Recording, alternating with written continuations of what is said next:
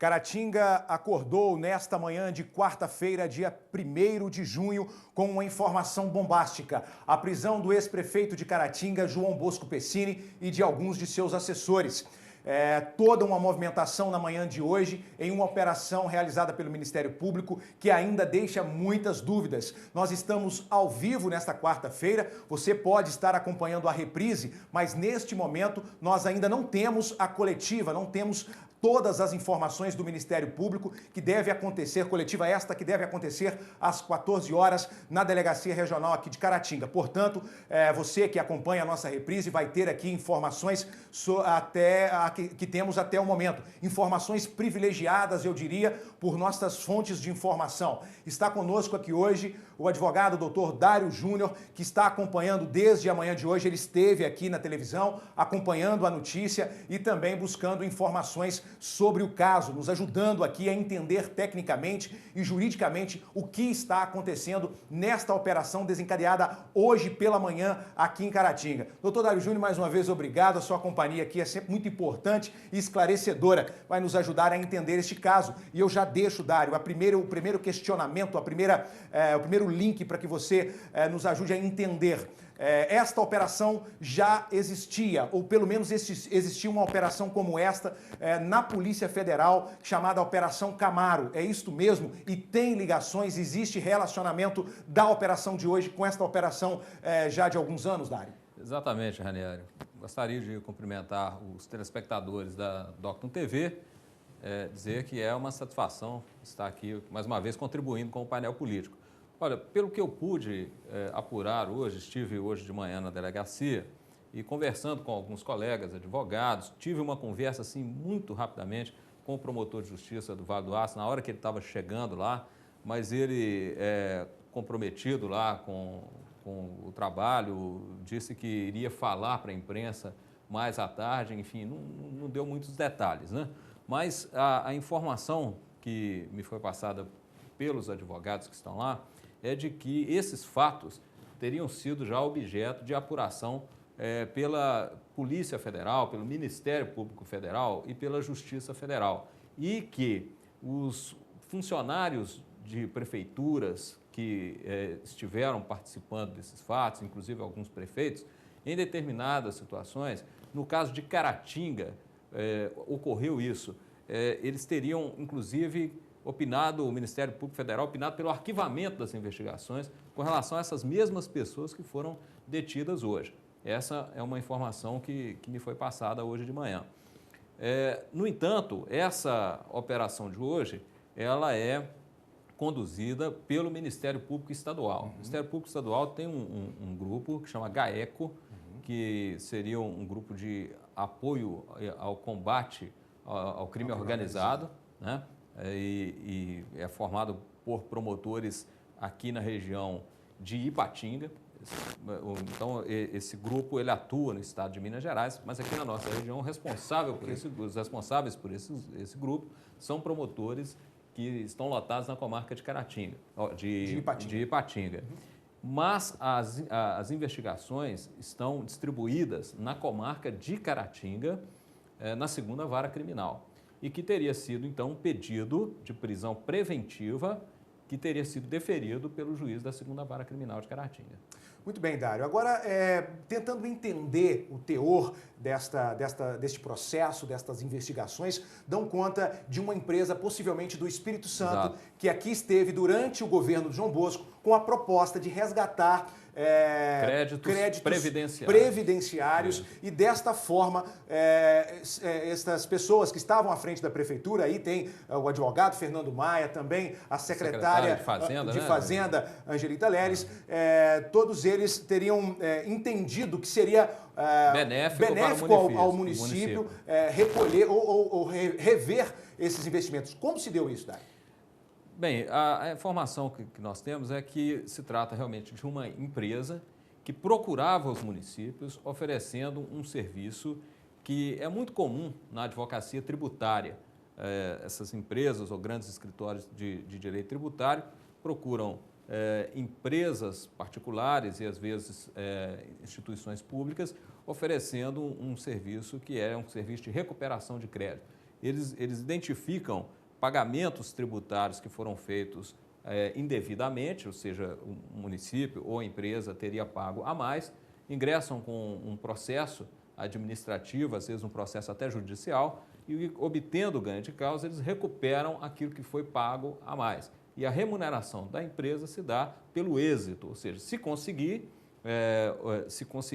essa recuperação, ela é remunerada com uma parcela a ser contratada, provavelmente 20% ou 30% desse crédito recuperado. Então, quem recebe a proposta na área tributária, isso é muito comum, as empresas recebem essa proposta e aderem a essa proposta dos escritórios de advocacia, porque é vantajoso, né? A princípio não tem que gastar nada e se der certo, se conseguir recuperar, é algo vantajoso. Não tem nada de errado nisso. O problema é que essa empresa específica, ao que tudo indica, era uma empresa formada por estelionatários. Pessoas que conseguiam, documentos inclusive, forjar decisões da Justiça Federal, mostrava que havia ganho causas anteriormente e com essas decisões eram uma espécie de um prospecto, né? um mostruário de êxitos anteriores. Correto. E com isso eles acabavam ludibriando um portfólio de serviços, exatamente, mais ou menos isso. E acabavam com isso ludibriando os administradores, prefeitos e pessoas envolvidas com a administração, dando a entender que era uma empresa que trabalhava corretamente, quando na verdade se tratava de um golpe. Eles mesmos eram estelionatários e, segundo consta, eles tinham acesso até as senhas do sistema da Receita Federal para apresentar posteriormente aos prefeitos e secretários que haviam conseguido o êxito, haviam obtido o êxito e o pagamento, então, era feito através de recursos da prefeitura diretamente à empresa. Tudo dentro de um contrato que teria sido feito a partir de uma licitação, né?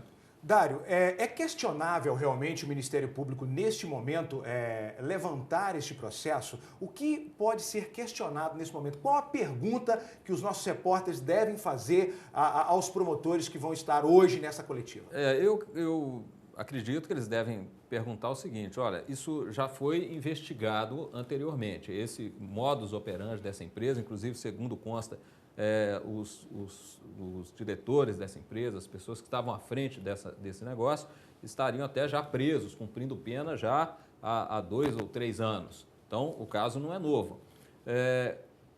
Que novidade o Ministério Público Estadual encontrou?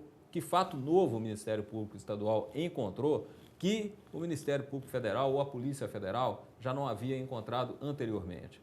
Então, o que há de novo nisso? Inclusive para justificar uma medida que é extremamente drástica, que é a prisão preventiva. É aí que eu gostaria de chegar com o doutor Dário, saber no que implica uma prisão preventiva e se ela realmente foi necessária nesse caso. Porque, pelo que apresentamos aqui no nosso jornalismo, uma prisão preventiva se dá para que o investigado não destrua provas e não atrapalhe as investigações. E como essas pessoas não estão mais no poder, talvez elas não pudessem fazer isso. É isso mesmo, Dário? Os fundamentos da prisão preventiva são a garantia da ordem pública, conveniência da instrução criminal, a garantia de aplicação da lei penal e a garantia da ordem econômica. Então, são 4 fundamentos.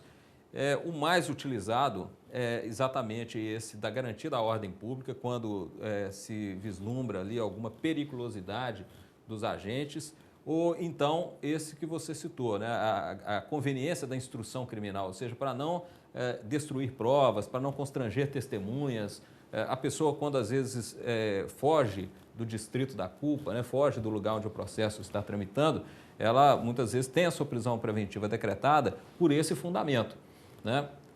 Resta saber, e isso ainda virá à tona, porque os advogados ainda não tiveram acesso à decisão que decretou essa prisão preventiva, nem o mandado ainda, eles tiveram acesso ao mandado de prisão, estavam lá na delegacia já há algumas horas e o mandado ainda não tinha sido apresentado. E também não conhecem o teor da decisão judicial que decretou essa prisão preventiva. Então, a partir do momento que eles tomarem conhecimento desse fundamento alegado, invocado pelo juiz, na decretação da prisão preventiva, é que eles vão poder, de repente, encaminhar algum recurso que muito provavelmente deve ser um habeas corpus. Essa é a minha próxima pergunta. Quanto tempo isso deve demandar? Portanto, quanto tempo essas pessoas devem ficar presas? Veja bem, Ranieri, a prisão preventiva ela não tem prazo determinado. Então, a legislação não prevê assim, um limite para a prisão preventiva. A jurisprudência, dependendo do tipo de crime, uma prisão preventiva pode durar, às vezes, até mais de ano. Nós temos casos aí de prisão preventiva que ultrapassam um ano, dependendo da complexidade do caso, enfim.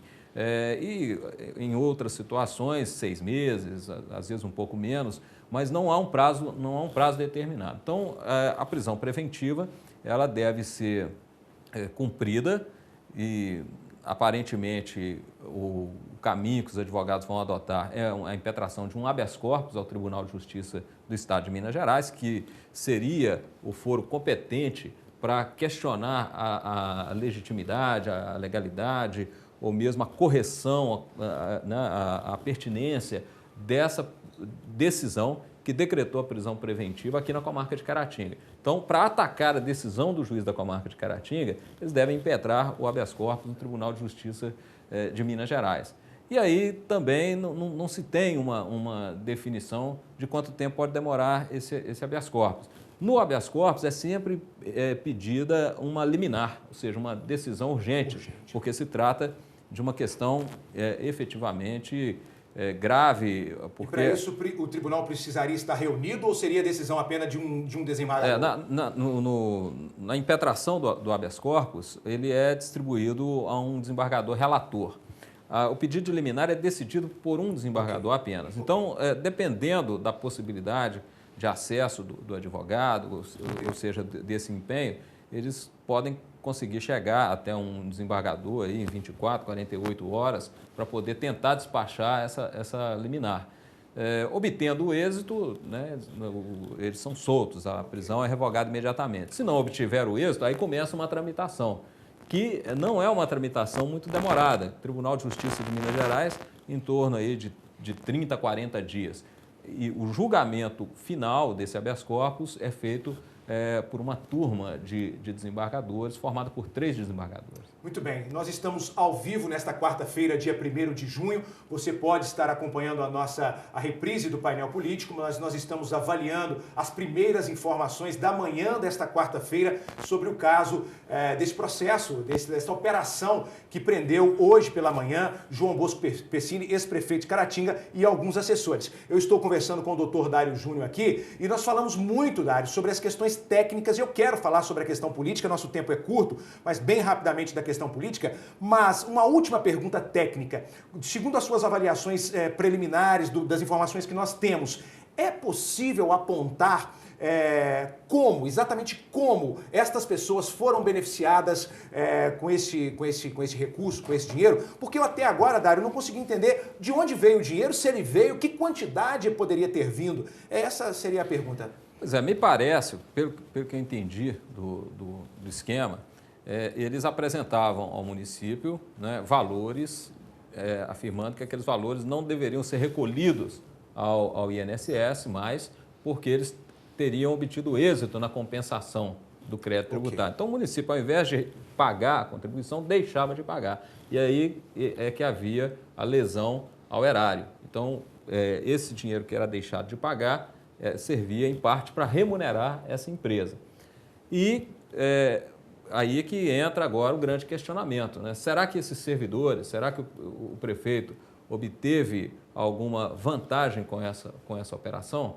Né? Isso precisa ficar demonstrado, evidentemente, para um futuro processo penal, em que o Ministério Público vai encaminhar uma acusação. Ou se eles receberam uma vantagem, ou se eles, de certo modo, tinham conhecimento de que essa empresa era uma empresa que praticava esse tipo de fraude. Eu vou ser um pouco redundante, mas me permita, Dário, se tiver alguma coisa errada, mas o meu entendimento é de que esta empresa apresentou documentos que dizia que a Prefeitura de Caratinga tinha direito a ser ressarcida. Exato. E por este motivo não precisava pagar mais imposto X, Y ou mais tributo. E parece contribuições previdenciárias. E desta parcela que deixava de ser paga, a empresa tinha uma parte. Tinha uma parcela.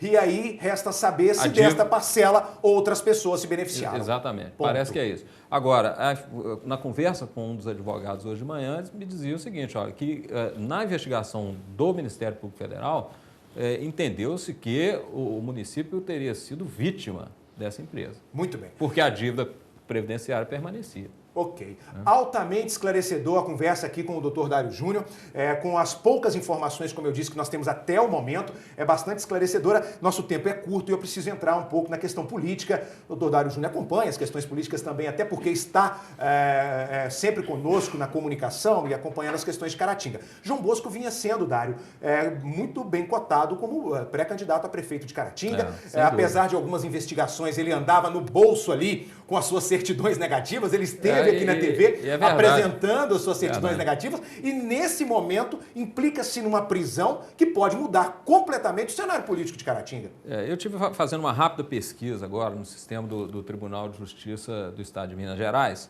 e no sistema da Justiça Federal de Manhuaçu, que é a nossa jurisdição aqui.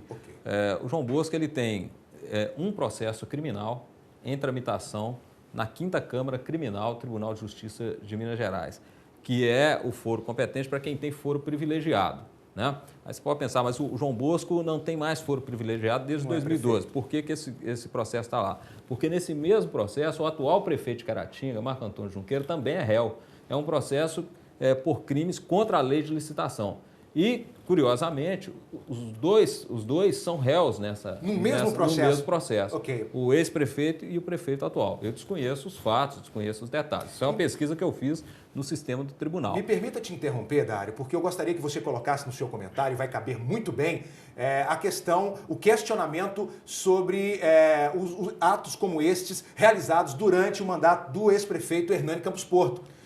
Que é um questionamento. Né? O que acontece com o ex-prefeito Hernani também, pelo que consta, com informações que são superficiais, eu não tive acesso, ele estaria até inelegível. Né? Eu não tenho essa certeza. Eu concentrei em pesquisar hoje a situação do João Bosco. Né? Apesar de acompanhar, não é do meu dia a dia. O João Bosco tem duas ações na Justiça Federal por atos de improbidade administrativa. E na Justiça Civil em Caratinga, na primeira e na segunda vara, ele tem 7 ações também de ação civil pública, ação de improbidade administrativa. Todas elas constando lá dano ao erário.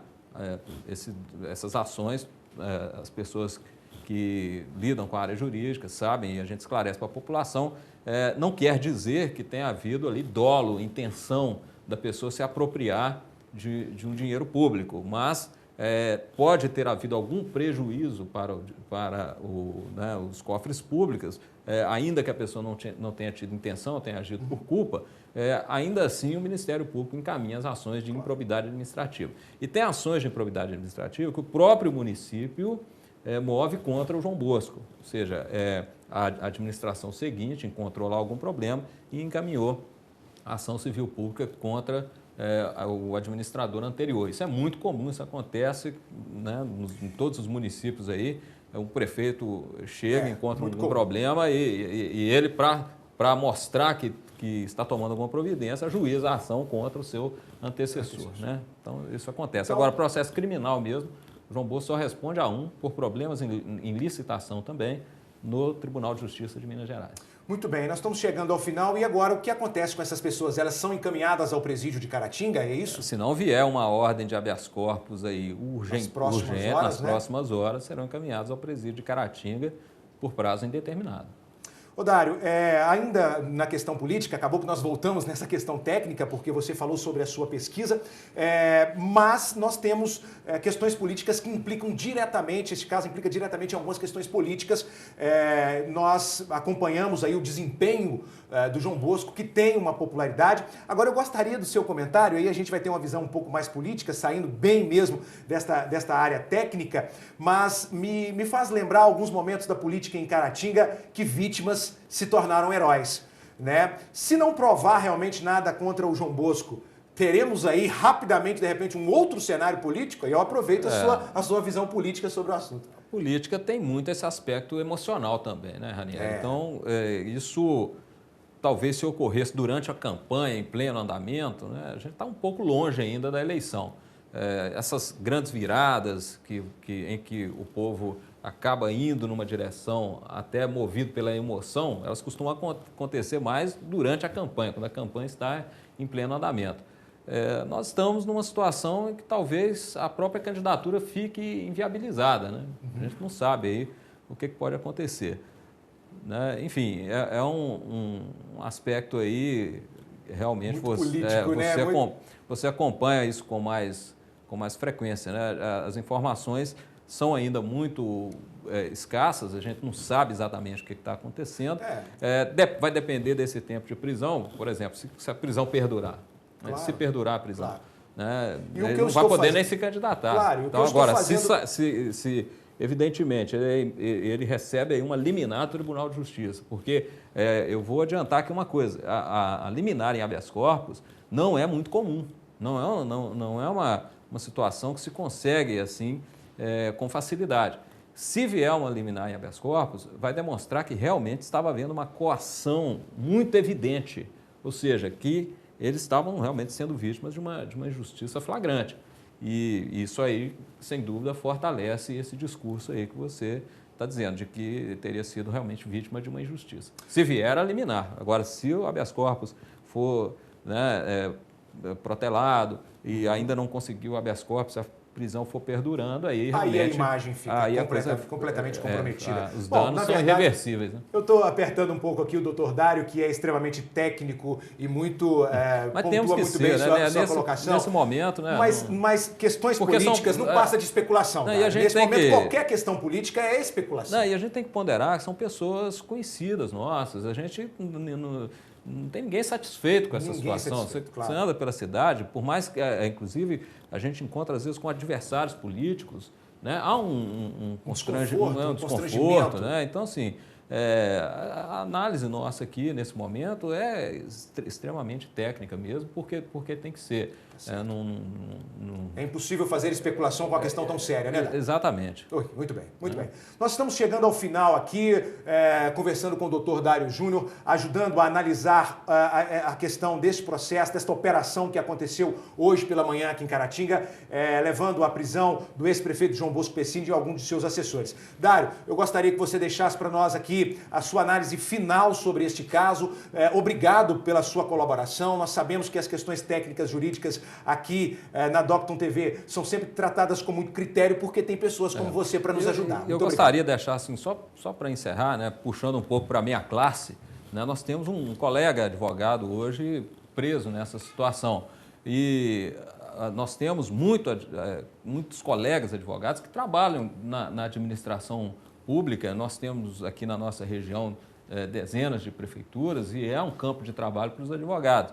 E o que a gente observa, uma mudança de postura desses órgãos de investigação, desses órgãos de controle, é criminalizar o advogado por um parecer, que às vezes é um parecer técnico. Aparentemente ali, naquela situação, há uma legalidade, não há nenhuma evidência de dolo, de irregularidade. O parecer em licitação, ele é um parecer até resumido, técnico, e hoje em dia o Ministério Público, e já há algumas decisões judiciais nesse sentido, demonstrando que esse parecer do advogado o vincula a possíveis irregularidades que ocorreram na licitação.